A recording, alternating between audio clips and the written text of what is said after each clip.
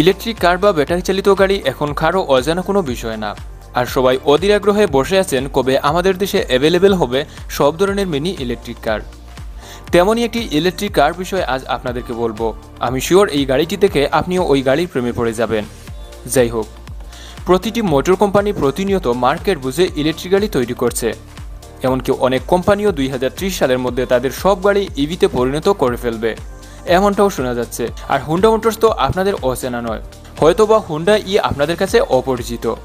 ওকে, তো এই Honda motors already ইউরোপে ইলেকট্রিক গাড়ি বাজারজাত করে আসছে এবং আরও দুটি নতুন গাড়ি তারা নিয়ে আসবে, ওইগুলো বিষয়ে ভিডিও দিব। যাই হোক, আজ আপনাদের জন্য থাকছে হুন্ডা নামের ইলেকট্রিক মিনি কারের ইন্টারেস্টিং ভিডিও। চলুন শুরু করা যাক আজকের ভিডিও।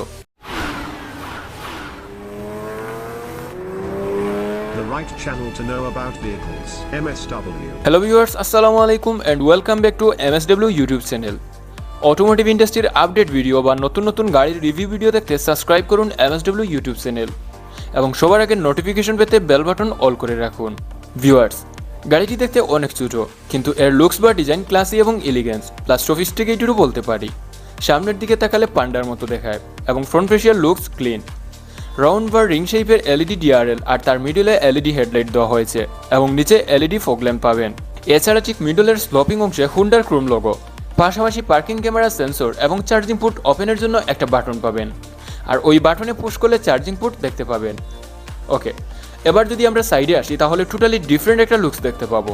এর সামনে ও পেছনে 16 ইঞ্চি অ্যালয় হুইল দেওয়া হয়েছে, তবে এর টপ ট্রিমে 17 ইঞ্চি অ্যালয় হুইল দেওয়া হয়, আর ফ্রন্ট ও রেয়ারের ডিস্ক ব্রেক পাবেন।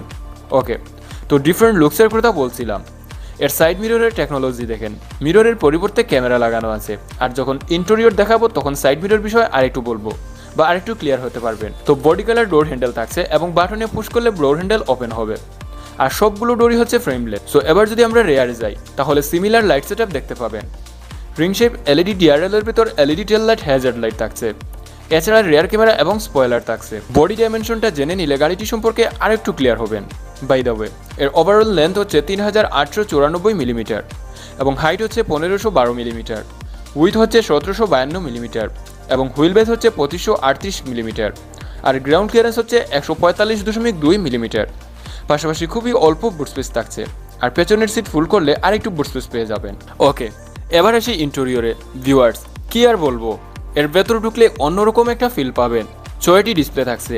তো প্রথমে ড্যাশবোর্ডের দুপাশে যে দুটি স্ক্রিন দেখতে পাচ্ছেন এগুলোই হচ্ছে সাইড মিরর।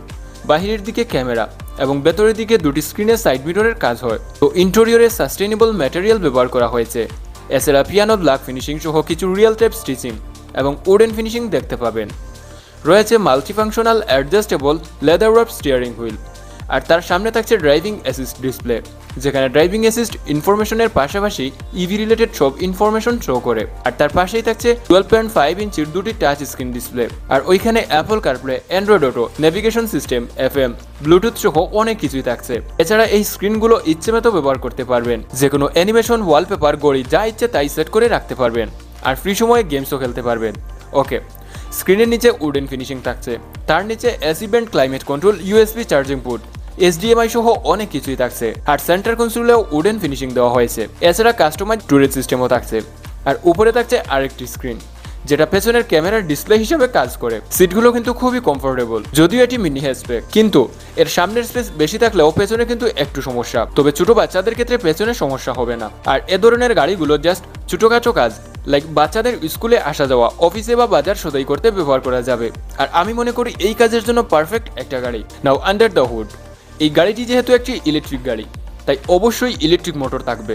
জি, এতে দেওয়া হয়েছে শক্তিশালী ডিসি ব্রাশলেস মোটর, আর তার পাওয়ার সোর্স হিসেবে দেওয়া হয়েছে 35.5 কিলোওয়াট আওয়ারের লিথিয়াম আয়ন ব্যাটারি, যেটা ডিসি ফাস্ট চার্জিংয়ে 80% চার্জ হতে সময় যায় মাত্র 31 মিনিট। আর এসি 6.6 কিলোওয়াটের চার্জার দিয়ে চার্জ দিলে 100% হতে সময় নেয় মাত্র 4 ঘন্টা। তো একবার ফুল চার্জ দিলে মাইলেজ দিবে 137 মাইল, তবে বাস্তবে 110 মাইল পাওয়া গেছে। সো এই মোটর এবং ব্যাটারির কম্বিনেশনে ম্যাক্সিমাম পাওয়ার আউটপুট হয় 100 কিলোওয়াট এবং ম্যাক্সিমাম টর্ক 315 নিউটন মিটার, আর টপ স্পিড পাবেন ঘন্টায় 145 কিলোমিটার। এছাড়া 0 to 60 মাইল পার ঘন্টায় গতি উঠতে সময় নেয় 9 সেকেন্ড। তো এই ছিল মোটামুটি এর পাওয়ার ট্রেন্ড বিষয়ে। এবার আসি সেফটি ফিচারে। ভিউয়ার্স, এর সেফটি ফিচার বিষয়ে কি আর বলবো, টোটাল 28টি সেফটি সিস্টেম এবং 9টি সিকিউরিটি সিস্টেম এতে থাকছে। মানে হুন্ডার যতগুলো সেফটি ফিচার সবগুলোই মনে হয় এতে দেওয়া হয়েছে। সো সেফটি বিষয়ে আর বলছি না, এবার এর দাম বা বাংলাদেশে আসবে কি আসবে না তা জেনে নেই। ওকে, ফার্স্ট অফ অল এর ভ্যারিয়েন্ট হচ্ছে দুটা, একটা হচ্ছে হুন্ডা ই এবং আরেকটি হচ্ছে হুন্ডা ই অ্যাডভান্স, এবং হুন্ডা ই এর দাম হচ্ছে 33,000 ইউরো। এখন আপনারা একটু ক্যালকুলেশন করেন, পুরো ভিডিও তো দেখলেন, গাড়িটির ফিচার প্লাস এভরিথিং দেখলেন, আপনাদের কি মনে হয় এর দাম কেমন হতে পারে? অবশ্যই আমাকে কমেন্ট করে জানাবেন। আর এটা কিন্তু আপগ্রেডেড একটা গাড়ি ভাই, এত কিছুর দরকার নাই। এই টাইপের গাড়ি যদি 5 থেকে 10 লক্ষ টাকার ভিতর আমাদের দেশে পাওয়া যেত কতই না ভালো হতো। তো আরেকটা ইনফরমেশন হলো যে বেইলের গাড়িগুলো, মানে বেইল হচ্ছে বাংলাদেশ অটোমোবাইল ইন্ডাস্ট্রির গাড়িগুলো জুন 2022-এ আসার কথা, কিন্তু এখন সেপ্টেম্বর চলছে, কোনো সাড়া নাই।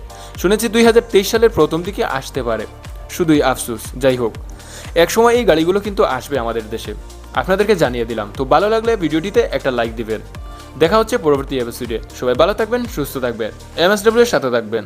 আল্লাহ হাফেজ।